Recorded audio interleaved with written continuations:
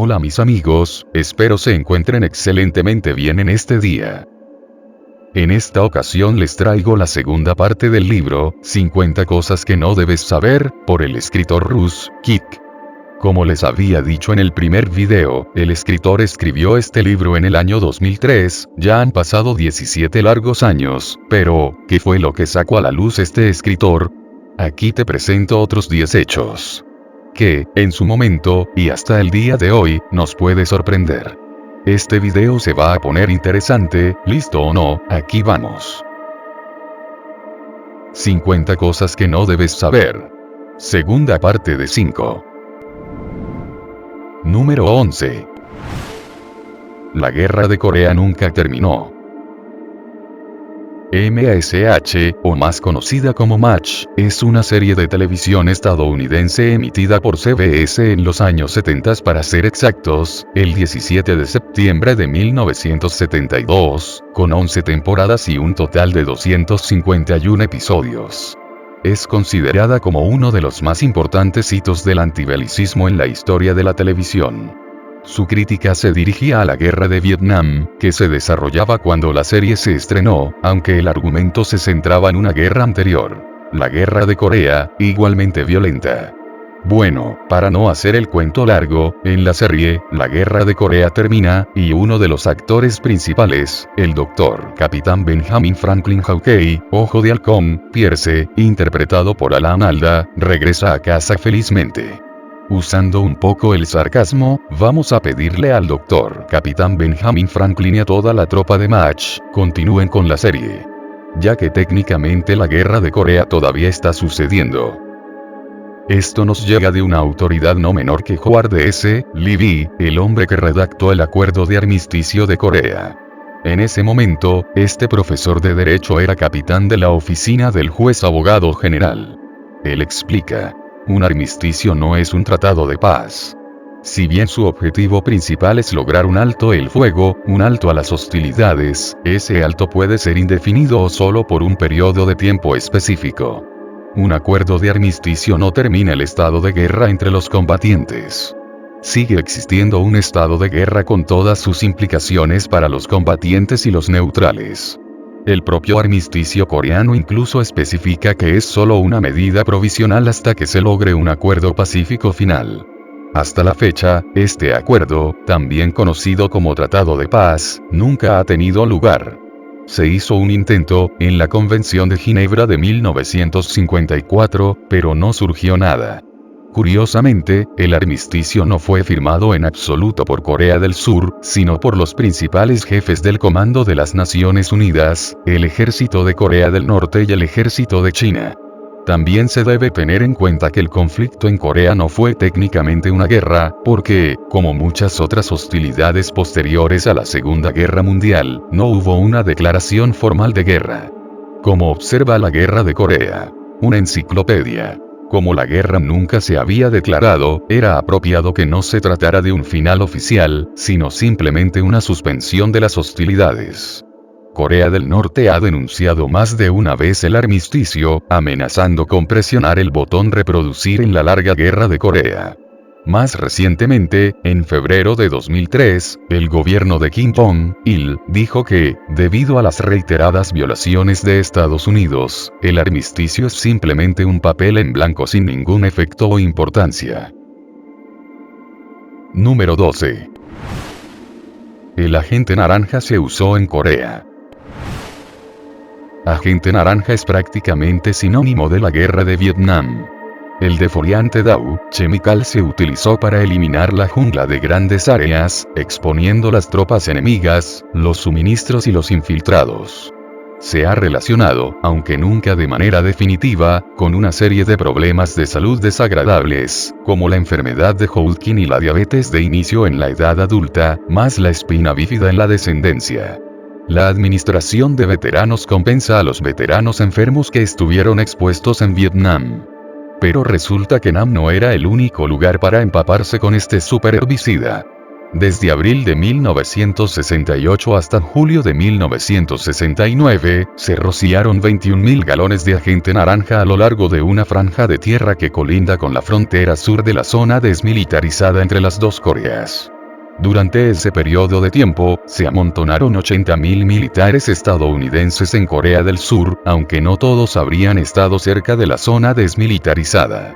El V.A. Administración de Veteranos, se contradice con respecto a quien hizo la fumigación, alegando en un momento que era Corea del Sur pero diciendo en otro que el Departamento de Defensa lo hizo. En septiembre de 2000, el V.A. Administración de Veteranos, envió silenciosamente cartas a veteranos que sirvieron en Corea durante la fumigación, informándoles que pudieron haber sido dosificados con el agente naranja. Dado que estas cartas se enviaron más de 30 años después de la exposición, el Pentágono debe haberse enterado. En realidad, incluso si usted compra la historia de que los surcoreanos fueron responsables, el ejército de los Estados Unidos sabía sobre la fumigación en el momento en que sucedió, pero se mantuvo en silencio durante décadas. Fue solo cuando los informes de noticias comenzaron a citar documentos desclasificados en 1999 que el gobierno decidió hacer algo. Los veteranos posiblemente expuestos pueden hacerse pruebas de forma gratuita por la Administración de Veteranos. El problema es que, si están enfermos de Hodgkin o alguna otra enfermedad horrible, ellos, a diferencia de sus compatriotas de Vietnam, no son elegibles para recibir compensación o atención médica adicional. Sin embargo, por su agonía, los veteranos coreanos recibirán una hoja informativa gratuita, el mismo que reciben los veteranos de Vietnam. Número 13.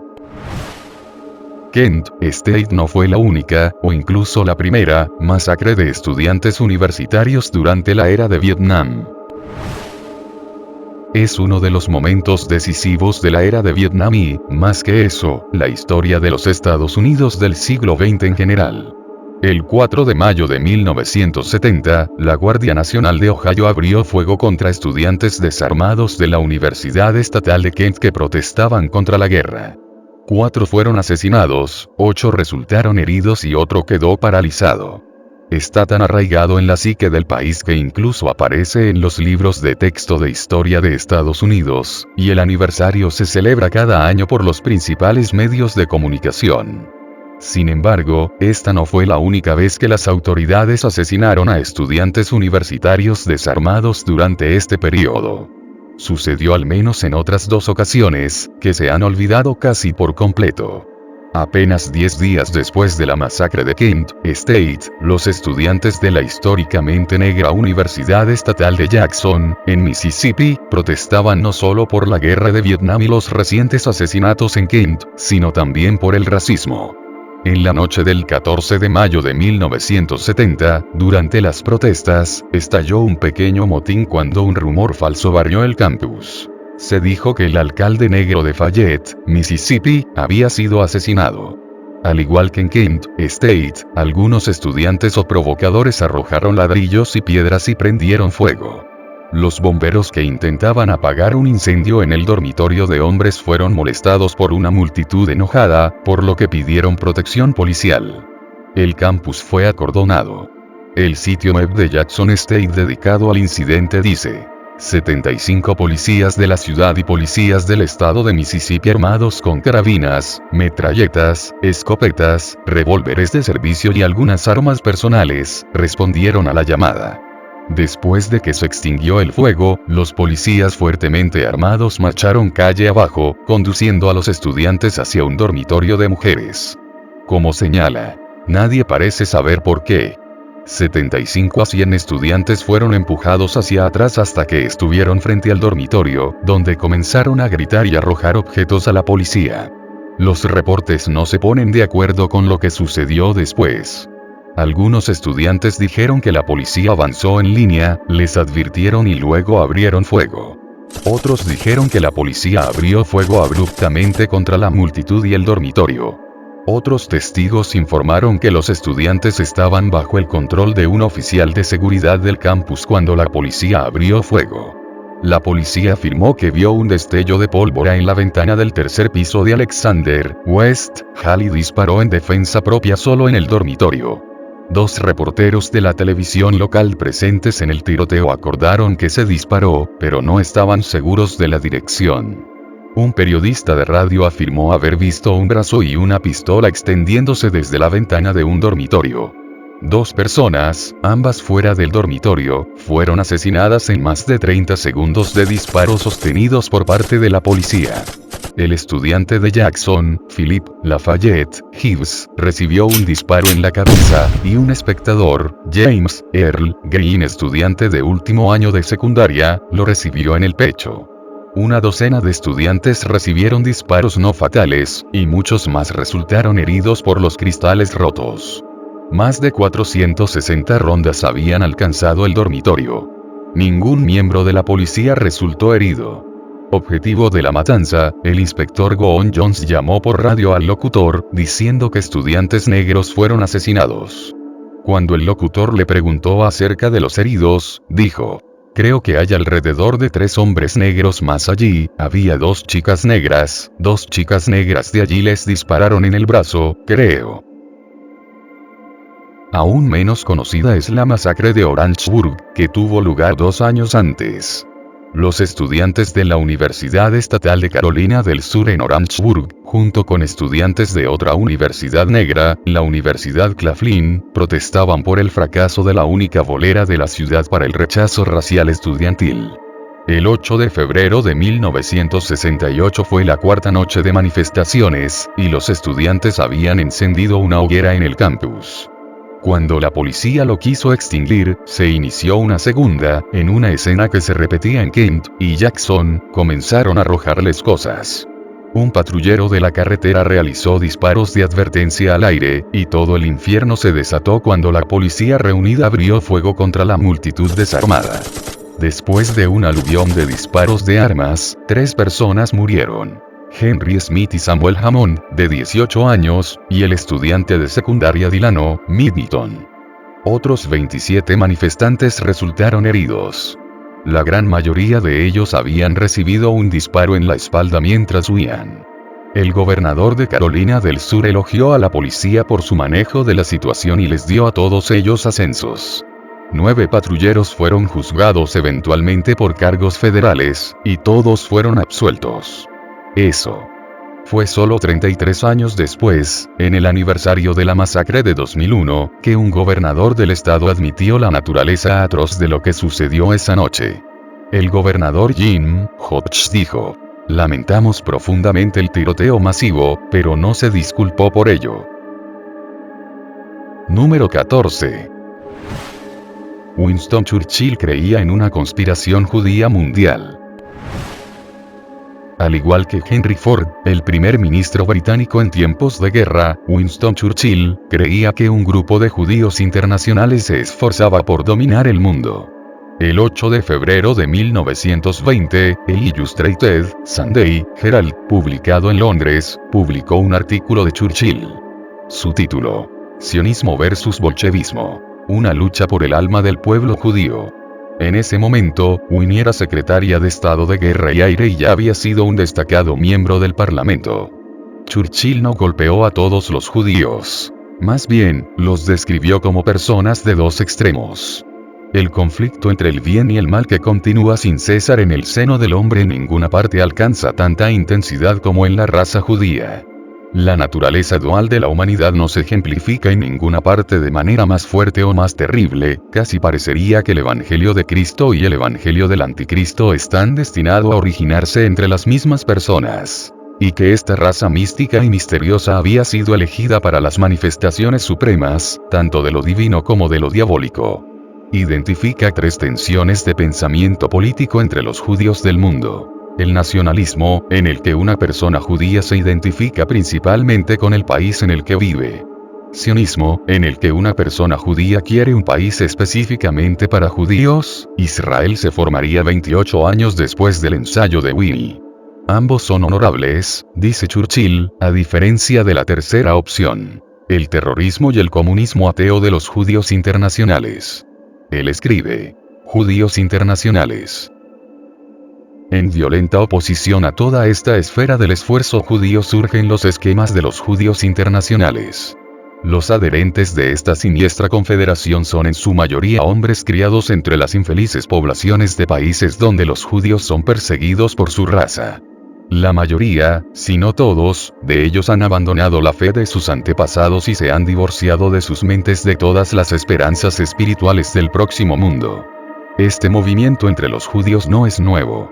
Desde los días de Spartacus, Weishaupt hasta los de Karl Marx, y hasta Trotsky, Rusia, Bela Kun, Hungría, Rosa Luxemburgo, Alemania, y Emma Goldman, Estados Unidos, esta conspiración mundial para el derrocamiento de la civilización y la reconstitución de la sociedad sobre la base del desarrollo detenido, de la malevolencia envidiosa y la igualdad imposible, ha ido creciendo constantemente. Jugó, como una escritora moderna, la señora Webster, ha demostrado tan hábilmente, una parte definitivamente reconocible en la tragedia de la Revolución Francesa. Ha sido la fuente principal de cada movimiento subversivo durante el siglo XIX. Y ahora, por fin, esta banda de personalidades extraordinarias del inframundo desde las grandes ciudades de Europa y América han agarrado al pueblo ruso por el pelo de sus cabezas y se han convertido prácticamente en los maestros indiscutibles de ese enorme imperio. Judíos terroristas. No hay necesidad de exagerar el papel desempeñado en la creación del bolchevismo y en la realización real de la Revolución Rusa, por parte de estos judíos internacionales y en su mayor parte ateos, ciertamente es muy grande. Probablemente supera a todos los demás. Con la notable excepción de Lenin, la mayoría de las figuras principales son judíos. Además, la principal inspiración y poder de conducción proviene de los líderes judíos. Así, Chicherin, un ruso puro, es eclipsado por su subordinado nominal, Litvinov, y la influencia de rusos como Bukharin, o Lunacharsky, no puede compararse con el poder de Trotsky, o de Zinoviev, el dictador de la Citadel Roja, Petrogrado, o de Krasin, o Radek. Todos los judíos. En las instituciones soviéticas, el predominio de los judíos es aún más sorprendente. Y la parte sobresaliente, si no la principal, del sistema de terrorismo aplicado por las comisiones extraordinarias para combatir la contrarrevolución ha sido tomada por judíos, y en algunos casos notables por judías. Los judíos obtuvieron la misma prominencia malvada en el breve periodo de terror durante el cual Bela Kun gobernó en Hungría. El mismo fenómeno se ha presentado en Alemania, especialmente en Baviera, en la medida en que se ha permitido que esta locura se aproveche del desvanecimiento temporal del pueblo alemán. Aunque en todos estos países hay muchos no judíos, tan malos como el peor de los revolucionarios judíos, el papel que desempeña este último en proporción a su número en la población es asombroso. Naturalmente, los admiradores de Churchill no están exactamente orgullosos de este ensayo, que ha llevado a algunos a cuestionar su autenticidad. Sin embargo, el destacado bibliógrafo de Churchill, Frederick Woods, ha pronunciado el artículo como genuino, enumerándolo en su autorizada bibliografía de las obras de Sir Winston Churchill. Número 15. El tatuaje de Auschwitz fue originalmente un número de código IBM. Los números tatuados en los antebrazos de las personas detenidas y asesinadas en los campos de concentración nazis, se han convertido en un escalofriante símbolo de odio. Las víctimas fueron selladas con el número indeleble en un esfuerzo deshumanizador para hacer un seguimiento de ellas como widgets en la cadena de suministro. Estos números obviamente no fueron elegidos al azar. Formaban parte de un sistema codificado, y cada número se rastreaba mientras la desafortunada persona que lo portaba se movía a través del sistema. Edwin Black fue noticia en 2001 cuando su libro minuciosamente investigado, IBM, y el Holocausto, mostró que las máquinas de IBM se usaban para automatizar la solución final, y la toma de control de Europa. Peor aún, demostró que los niveles superiores de la compañía sabían o intencionalmente se hicieron de la vista gorda. 1 año y medio después de que ese libro le pusiera un ojo morado a muchas personas, el autor hizo descubrimientos más sorprendentes. El equipo de IBM estaba en el sitio en el campo de concentración de Auschwitz. Además, Gracias a los nuevos descubrimientos, los investigadores ahora pueden rastrear cómo los números de Hollerith asignados a los reclusos se convirtieron en los horribles números tatuados, tan simbólicos de la era nazi. Hermann Hollerith fue el alemán estadounidense que automatizó por primera vez la información del censo de Estados Unidos a fines del siglo XIX, y fundó la compañía que se convirtió en IBM. El nombre de Hollerith se convirtió en sinónimo de las máquinas y los departamentos nazis que los operaban. En un caso, los registros muestran, un comerciante de madera de Będzin, Polonia, llegó a Auschwitz en agosto de 1943, y se le asignó un número característico de 5 dígitos de IBM Hollerith, 44673. El número era parte de un sistema personalizado de tarjetas perforadas diseñado por IBM, para rastrear prisioneros en todos los campos de concentración nazi, incluido el trabajo de esclavo en Auschwitz. Más tarde, en el verano de 1943, el mismo número Hollerith de 5 dígitos del comerciante de madera polaco, 44673, estaba tatuado en su antebrazo. Finalmente, durante el verano de 1943, todos los no alemanes en Auschwitz fueron tatuados de manera similar. El sistema de numeración de Hollerith pronto fue desechado en Auschwitz porque murieron muchos reclusos. Finalmente, los nazis desarrollaron su propio sistema al azar. Número 16. Los parientes de sangre de Adolf Hitler están vivos y bien, en el estado de Nueva York. Adolfo Hitler nunca tuvo hijos, por lo que tendemos a dar por sentado la idea de que nadie vivo está estrechamente relacionado con él. Pero los historiadores saben desde hace tiempo que tenía un sobrino que nació en Gran Bretaña y se mudó a los Estados Unidos. Alois Hitler, Jr., era el medio hermano mayor de Adolf, su padre común era Alois padre. Alois Jr., un camarero en Dublín, se casó con una mujer irlandesa y, después de mudarse a Liverpool, tuvieron un hijo, William Patrick Hitler. Pat, como lo llamaban, se mudó a Alemania cuando era un joven adulto para aprovechar el creciente estatus político de su tío, pero Adolf solo le dio trabajos menores y lo mantuvo fuera del centro de atención. Después de ser sutilmente amenazado por Rudolf Hess para convertirse en ciudadano alemán, y de haberse cansado de ser rechazado por Adolf, Pat llegó a Estados Unidos en 1939 y realizó una gira de conferencias por los Estados Unidos, denunciando a su tío. Por su parte, Adolf se refirió a su sobrino como aborrecible. Mientras la Segunda Guerra Mundial estaba en su apogeo, Pat se unió a la Marina de los Estados Unidos, para poder luchar contra su tío Adolf. Luego, cambió su apellido, y aquí es donde el camino se enfría. Es decir, hasta que el periodista británico con sede en Estados Unidos David Garner fue asignado para rastrear y entrevistar a William Patrick. Originalmente dado 2 semanas para presentar la historia, Garner se dio cuenta de que encontrar al sobrino perdido de Hitler era más difícil de lo que parecía. Trabajó en la historia durante su tiempo libre durante varios años, desenterrando viejos recortes de noticias, presentando solicitudes de documentos gubernamentales, entrevistando a posibles familiares y persiguiendo una gran cantidad de callejones sin salida. Finalmente, descubrió que William Patrick había terminado en un pequeño pueblo en Long Island, Nueva York. Pat había muerto en 1987, pero Garner apareció sin avisar en la puerta de su viuda, Phyllis, quien confirmó que su difunto esposo era el sobrino de Adolfo Hitler. También mencionó que ella y Pat tenían hijos, pero rápidamente se calló y le pidió a Garner que se fuera. Los dos nunca volvieron a hablar. Después de más trabajo de campo, Garner descubrió que Pat y Phyllis engendraron 4 hijos, todos varones. El mayor, nacido en 1949, se llama Alexander Adolf. Justo porque Pat llamaría a su primogénito después de su tío detestado, es uno de los muchos misterios que aún rodean a los parientes de Hitler. Luego nacieron Louis en 1951, Howard, 1957, y Brian, 1965. Howard, un investigador de fraudes del IRS, murió en un accidente automovilístico en 1989, y Louis y Brian continúan dirigiendo un negocio de diseño de jardines en una pequeña comunidad de Nueva York. Alex vive en una ciudad más grande de Long Island.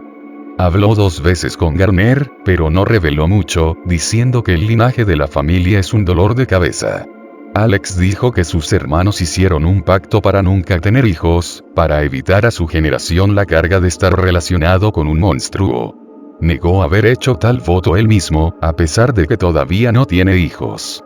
Garner lo resume así.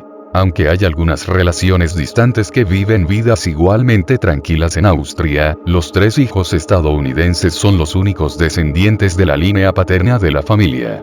Son, en verdad, los últimos de los Hitler. Número 17. Una cuarta parte de brujas eran hombres. La palabra bruja se ha convertido en sinónimo de mujer acusada de hacer magia, y la idea de conclusión nos dice que los juicios de brujas en Europa y América colonial fueron simplemente una guerra contra las mujeres, es decir, generocidio. Las obras más populares sobre el tema ignoran a los hombres que fueron acusados y ejecutados por practicar supuestamente brujería. Los trabajos académicos que no omiten a las brujas masculinas generalmente los explican, como si fueran solo algunos casos especiales que realmente no cuentan. En esta grieta, Andrew Gow, profesor asociado de Historia de la Universidad de Alberta, y uno de sus estudiantes de posgrado, Lara Abs, su libro Male Witches in Early Modern Europe recorre la literatura y descubre que, de las 110.000 personas juzgadas por brujería y las 60.000 ejecutadas de 1450 a 1750, entre 20 y 25% eran hombres. Este es un promedio en Europa, las Islas Británicas y las colonias americanas. Las proporciones de género varían ampliamente de un lugar a otro.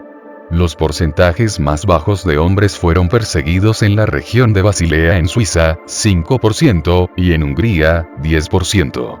Los lugares que rondaban la marca 50/50 eran Finlandia, 49%, y Borgoña, 52%. Los hombres eran la mayoría brujas, en Estonia, 60%, y Noruega, 73%. Durante la locura de brujas de Islandia, de 1625 a 1685, un sorprendente 110 de 120 brujas eran hombres, con un porcentaje del 92%. En cuanto a América, casi un tercio de los ejecutados durante los infames juicios de brujas de Salem, 6 de 19, eran hombres. Además de sacar estos números a la luz, el profesor Gow y el alumno Abs presentan serios desafíos a los intentos de borrar a las brujas masculinas de la imagen. Por ejemplo, algunos escritores afirman que los hombres fueron atrapados en la histeria únicamente porque estaban relacionados con mujeres acusadas. En este escenario, los hombres eran solo objetivos secundarios, daño colateral, tal vez, pero en numerosos casos los hombres fueron perseguidos por ellos mismos. En otros casos, una mujer se convirtió en un objetivo secundario después de que su esposo fuera señalado como brujo. Aunque las mujeres fueron en general la mayoría de las víctimas, en los tiempos ardientes también fueron bastante duros para los hombres. Número 18. Los colonistas de Virginia practicaron el canibalismo.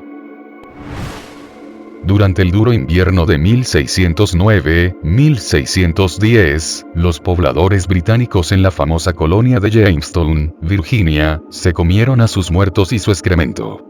Este hecho no figura en muchos libros de texto de historia de los Estados Unidos, y el sitio web oficial del estado aparentemente olvidó mencionarlo en su sección de historia. Cuando lo piensas racionalmente, este hecho debería ser parte de la historia principal. Después de todo, demuestra la fuerte voluntad de sobrevivir entre los colonos. Muestra las dificultades alucinantes que soportaron y vencieron. Sin embargo, el tabú contra el consumo de estos dos elementos es tan abrumador que este episodio no puede ser mencionado en la historia convencional.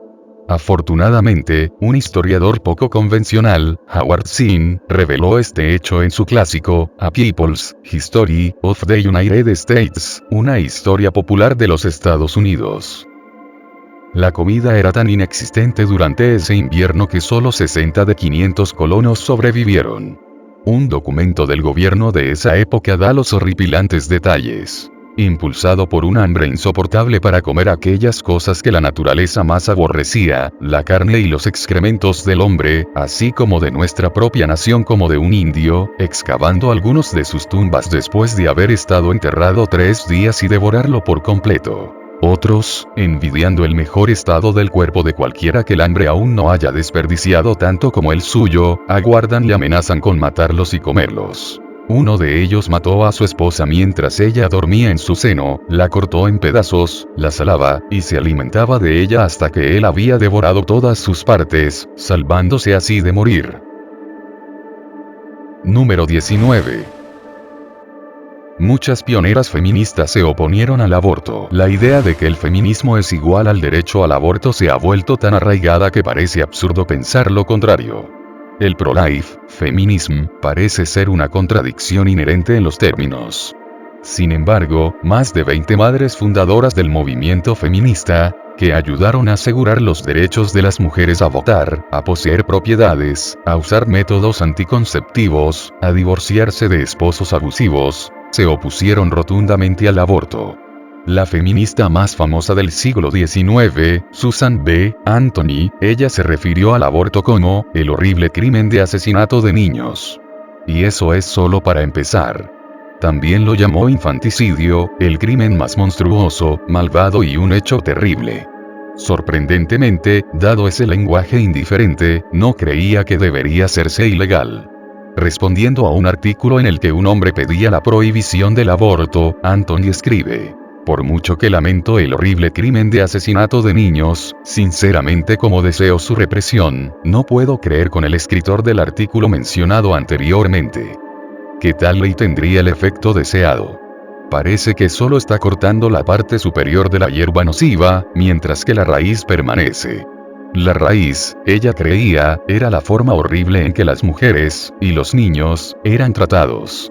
Como se resume en el libro Pro-Life, Feminism, estas mujeres pioneras sintieron que el aborto era el producto de un sistema social que obligaba a las mujeres a permanecer ignorantes sobre sus cuerpos, que les permitía a los hombres dominarlas sexualmente sin asumir la responsabilidad de las consecuencias, lo que negaba a las mujeres apoyo durante y después de los embarazos resultantes, y eso le dio mucho más valor a la legitimidad de un niño que a su vida y bienestar.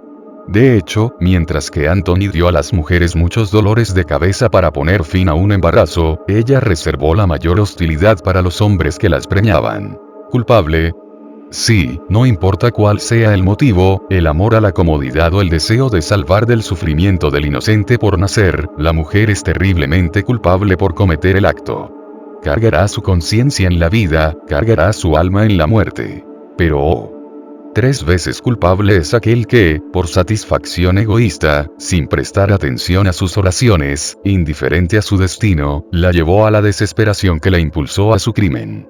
Elizabeth Cady Stanton, la mejor amiga de Anthony de toda la vida, estaba resentida con el concepto de la sociedad, de que todas las mujeres deben convertirse en madres. Sin embargo, ella también pensó que la maternidad es grandiosa, pero debe ser en los propios términos de la mujer. A pesar de esto, ella criticó el aborto. Al igual que su amiga, ella se refirió a los abortos como asesinato, un mal llanto, abominaciones y ultrajes repugnantes contra las leyes de la naturaleza y nuestra humanidad común. También como Anthony, Stanton echó la culpa del aborto a los pies de los hombres. La doctora Elizabeth Blackwell, calificada como la primera mujer estadounidense en convertirse en médica, en 1849, escribió en su diario: la gran perversión y destrucción de la maternidad por parte del abortista me llenó de indignación y despertó un antagonismo activo.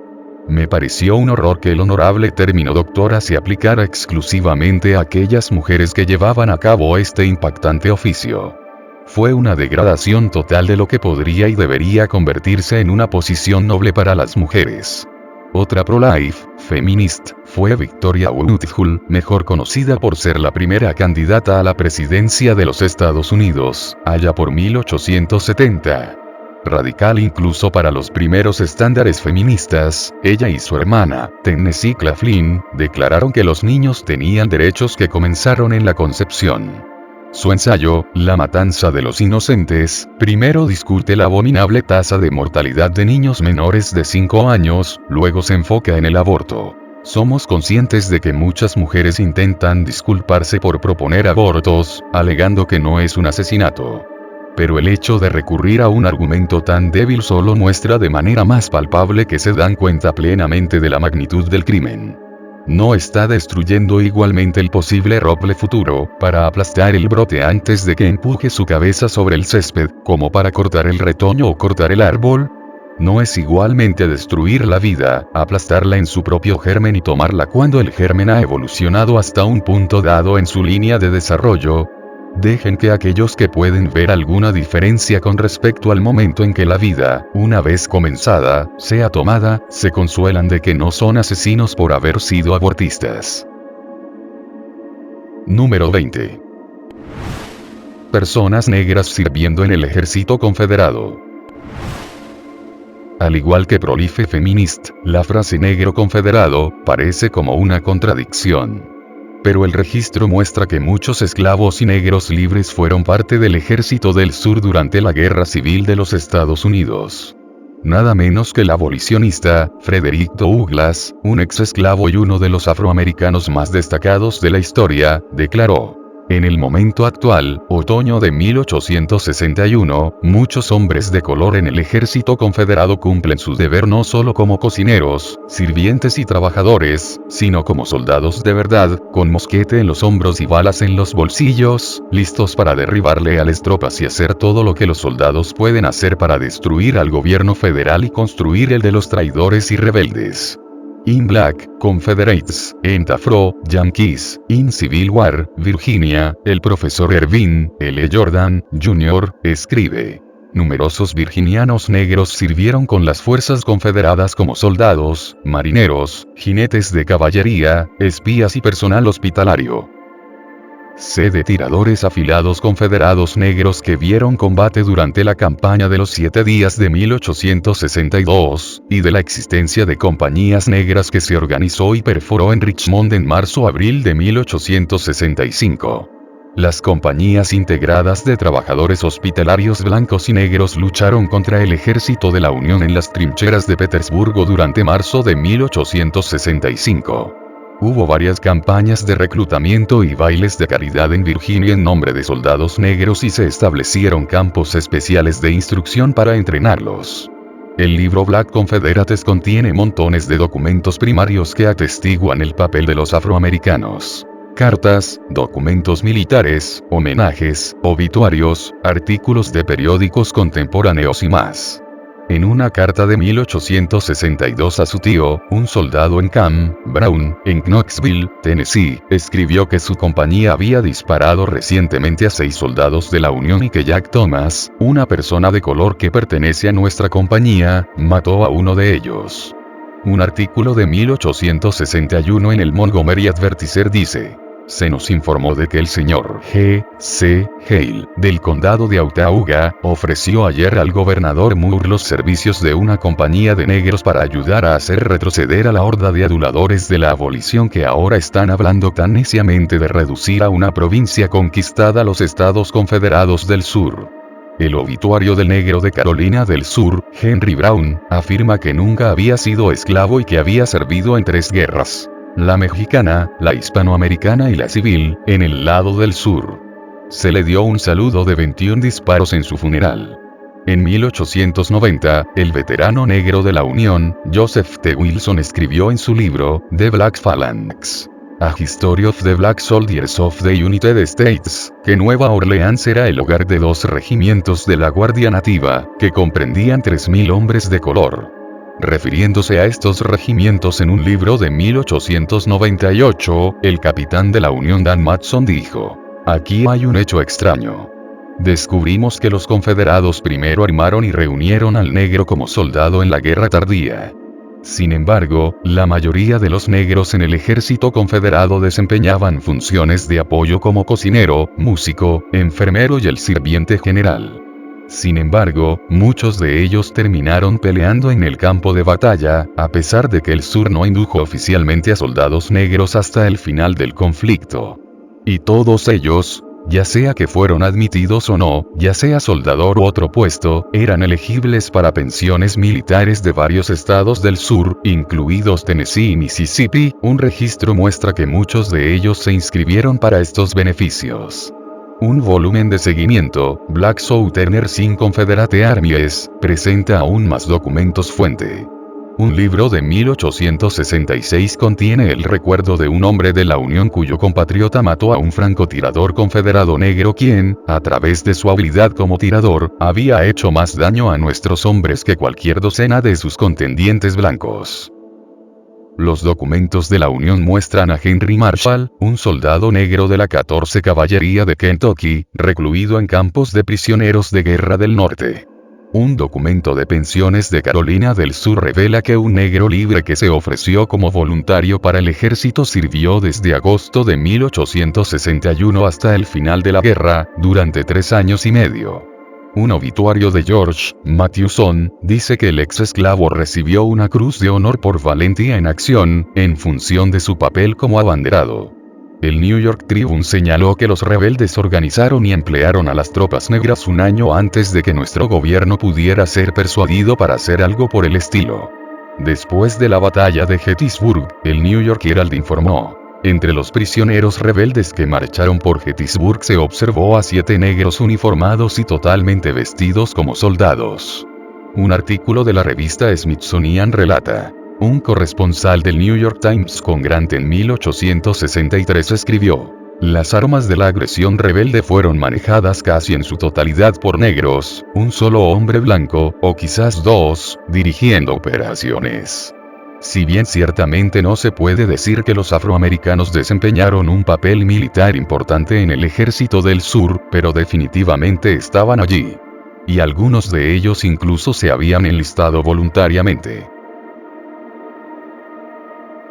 Bueno mis amigos, hasta aquí el video de hoy. Esta es la segunda parte de 5, del libro, 50 cosas que se supone no debes saber. Agradecería que te suscribieras a este canal, compartas este video y darle like. Muchas gracias. Y hasta la próxima.